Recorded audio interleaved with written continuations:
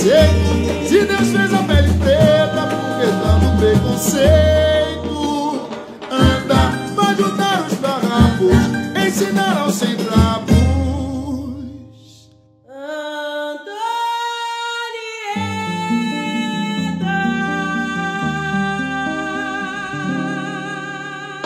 Antonieta de Barros, nascida em 11 de julho de 1901 em Florianópolis, Santa Catarina, foi a primeira mulher negra a ser eleita por voto popular no Brasil, carregando a bandeira da transformação, rompendo barreiras. Filha de ex-escravizados, ela foi professora, escritora e jornalista. E em 1934 se tornou deputada estadual.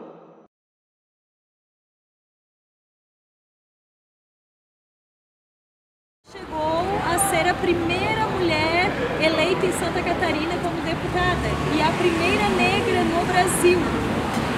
Essa informação, a gente considera, né, que ela tinha que ter tido mais expressão, mas ela foi silenciada por muito tempo. Dentro da academia, a gente não ouvia falar sobre Antonieta de Barros.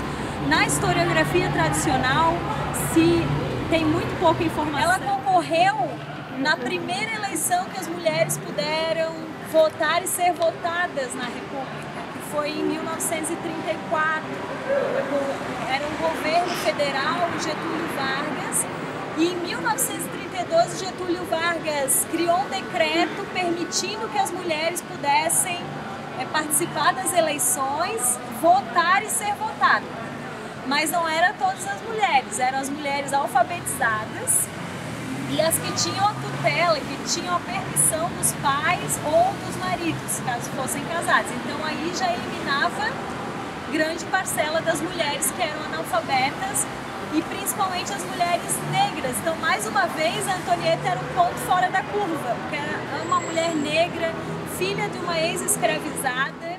Os projetos de lei da Antonieta, porque era um mandato que os deputados, o primeiro trabalho deles foi fazer a Constituição de Santa Catarina, a Constituição que foi lançada em 1935.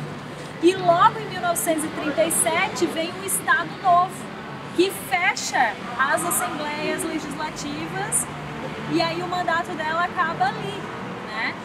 E ela continua a vida como professora, como jornalista, né? Daqueles outros papéis que a gente está falando, mas ela volta à cena política na primeira eleição após o Estado Novo, que foi a eleição de 1947, e é eleita novamente como suplente.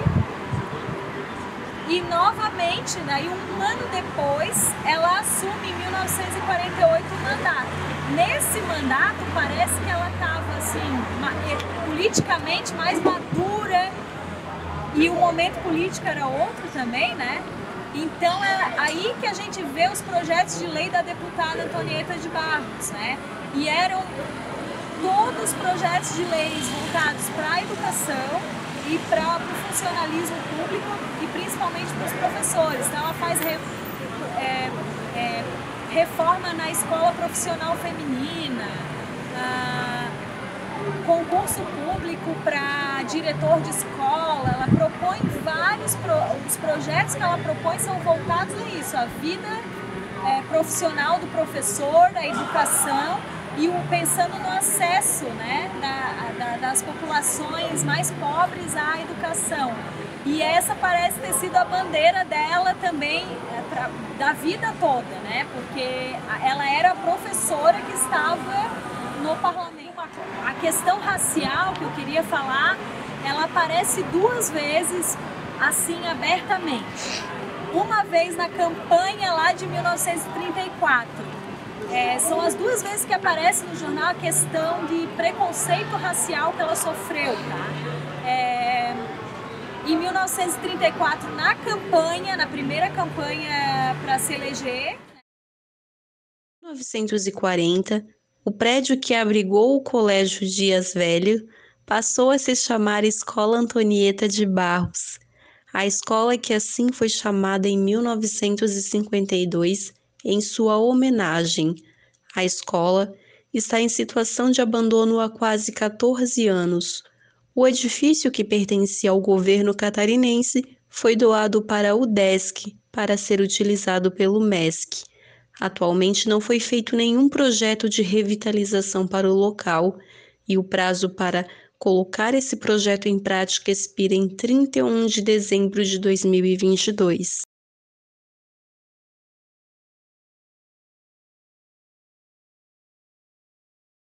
Vamos então conversar com a Marileia, que é chefe de departamento aqui do setor de pedagogia. Trazendo para essa parte da educação, a gente gostaria de fazer a primeira pergunta, que é como podemos utilizar o espaço do Museu da Escola Catarinense para aproximar os professores, alunos e as outras instituições de ensino e também da população em geral. Você pensa no museu como um espaço pedagógico, que você pode, né, envolver todo mundo, né, inclusive a comunidade. Primeiro que eu defendo que os museus precisam ser espaços públicos, né, espaços públicos no sentido de garantir o acesso às pessoas, né, que eles não sejam impedidos de conhecer aquilo que a humanidade produziu de significativo por conta de impedimentos socioeconômicos, né? Então, acho isso importante. Há muitas coisas que podem ser feitas dentro de um museu, né? Então, há eventos em que a gente pode discutir a história, né? A partir de uma determinada exposição. Então, você pega um autor, ou você pega uma peça, você pode discutir, por exemplo, os móveis, né, que fazem parte, de onde vieram aqueles móveis, quem eram os trabalhadores que construíram, né, que empresas que estavam por detrás. Então você tem, na verdade, pelo museu você pode compreender o passado, né, mas não apenas o passado, mas você pode compreender pelo desenvolvimento histórico, como que a humanidade produz, né, a sua existência. E o museu representa tudo isso. Então é uma fonte inesgotável de conhecimento, né? Espontâneo, você pode simplesmente olhar, né, e refletir, mas sobretudo quando você tem uma visita guiada, né, você possa ter pessoas que esclareçam. Então, eu acho que o que você faz talvez em um mês de aula, uma tarde no museu, ela te dá muito, né, é um ganho muito significativo. Então defendo, né, e acho super importante várias possibilidades de trabalhar dentro de um museu. Em relação à Escola Antonieta de Barros, você poderia nos dizer qual seria o peso simbólico do seu abandono atualmente, tendo em vista que Antonieta ela foi uma das figuras mais ilustres da educação em Santa Catarina? Bom, inclusive ela foi diretora dessa escola, né? Primeiro a gente tem que entender um fenômeno, né, que infelizmente não aconteceu só em Santa Catarina, que é o fechamento de escolas, né? Então esse fechamento de escolas, né, foi uma política, né, implementada pelos diferentes governos nos últimos anos, e na minha leitura ela está relacionada a uma certa disputa desses espaços, né, que são espaços nobres, né, então colégios situados nos centros, que são vitrines, que são disputas aí dentro desse mercado, de ocupar mesmo os espaços com iniciativa privada, entendeu? Então essa exploração desse espaço, ela entra em choque com alguns desses patrimônios, né, que se constitui como uma espécie de incômodo, né, que precisa se obter algum tipo de lucro. Então a gente vê, né, algumas iniciativas aparentemente louváveis, né, mas que fazem do espaço público um misto, né, em que empresas privadas são chamadas para administrar e retirando esse caráter público estatal desse patrimônio, né. ou quando não fecham diretamente as escolas, né? E esses alunos, então, ficam sem o acesso a essas escolas, sempre com a justificativa de que não há alunos suficientes, né? E esses alunos são deslocados para locais longe, muitas vezes, do seu local de moradia, o que prejudica, né, o acesso desses jovens à escola. Então, esse é um ponto que eu acho como política pública. Em particular, essa escola, né, como você mesmo já colocou, uma escola que tem um significado simbólico muito importante, né? Então ela precisa ser garantida como um patrimônio, né? Ela precisa ser assumida pelo poder público, né? Tem notícias de que ela foi inicialmente oferecida ao UDESC, né? Mas que agora há um interesse também da prefeitura por esse espaço, né? Eu não sei em que pé essa situação está atualmente, mas o fato é que me preocupa bastante sobre qual o destino, seja da UDESC, né, se continuar na UDESC, seja pelo poder público municipal, qual o destino que se quer dar a esse espaço, né? Na minha leitura, ele tem que ser um espaço público, ele tem que ser um espaço administrado, gerido pelo poder público, estatal, de livre acesso, e que ali possam ser feitas diversas atividades envolvendo as escolas públicas, as universidades públicas, né? Então, eu acho que ela tem uma importância fundamental. Para a gente fechar, a última pergunta que eu gostaria de fazer é como que os professores e educadores eles podem utilizar espaços como as escolas que foram desativadas para promover a educação. Falo num sentido assim de conscientização, de repente uma aula diferente com os alunos. Então, esses espaços, né, eles precisam ser recuperados, primeiro a começar, talvez, problematizando a sua própria história, né? Por que eles foram fechados? Então, você já problematiza o próprio local, né? Então, fazer oficinas discutindo o espaço físico, por que ele está ali, o que ele abrigou, por que deixou de abrigar. Então você já tem ali uma ação pedagógica importantíssima, né?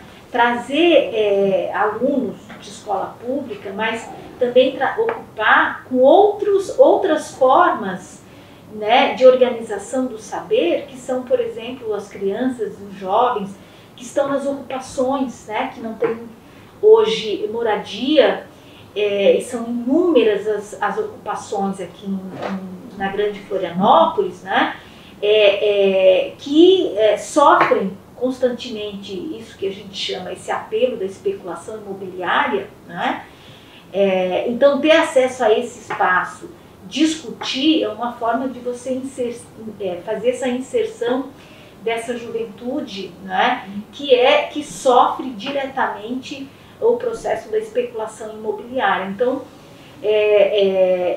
como eu disse, né, fazendo as oficinas, abrigando espaços culturais, né, a gente sabe que tem muitos movimentos, muitos núcleos de teatro, né, de cinema, grupos literários, né, que se encontram e que não têm esses espaços, né, e que muitas vezes dependem de editais que são muito raros e insuficientes, né, para garantir esse processo de produção cultural, né, porque isso exige um esforço, exige um empenho, uma dedicação, né, e a gente percebe que cada vez mais os editais são insuficientes para atender a grande demanda. Então, ocupar esses espaços, resgatando a sua história e trazendo justamente para esses espaços os diferentes segmentos da sociedade que são os mais alijados, os que sofrem